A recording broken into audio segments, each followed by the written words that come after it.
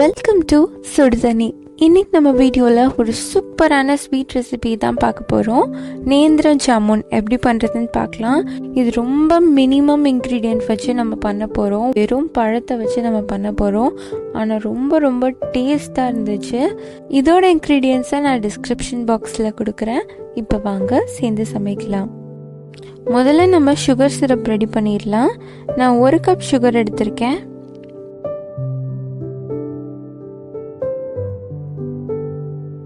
இதுக்கு 1 கப் தண்ணி எடுத்துக்கலாம். 1க்கு 1 அளவு நான் சேர்த்துருக்கேன். இப்போ அதை நல்லா மிக்ஸ் பண்ணிடுங்க.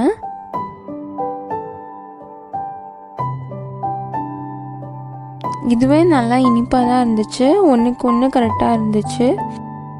உங்களுக்கு இன்னும் கொஞ்சம் இனிப்பு வேணும்னா 1.5க்கு 1ன்ற அளவு எடுத்துக்கோங்க.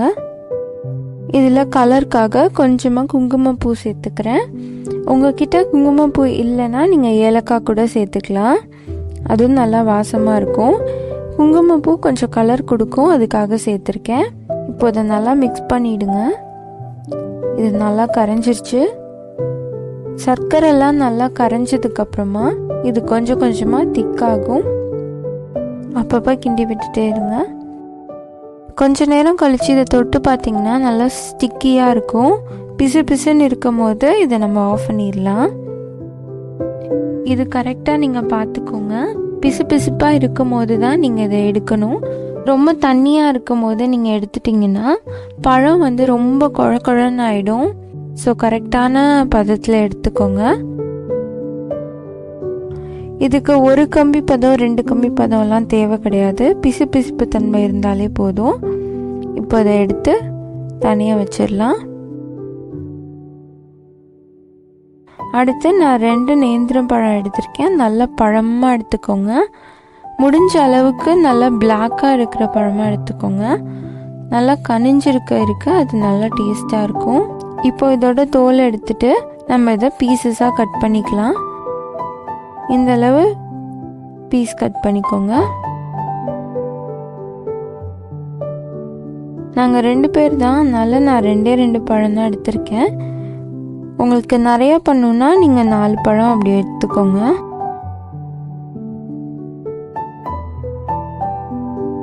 இப்போ அதை கட் பண்ணியாச்சு. அடுத்து ஃப்ரை பண்ணிடலாம்.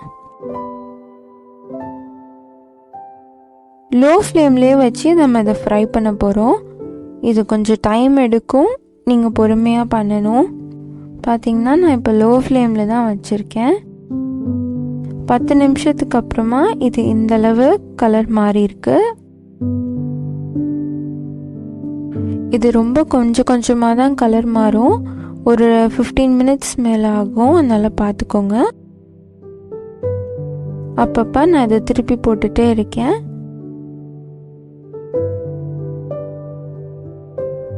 இப்போ 15 நிமிஷம் ஆயிருக்கு. இன்னும் கொஞ்சம் கலர் மாறி இருக்கு. நல்லா ப்ரௌன் கலர் மாறி இருக்கு.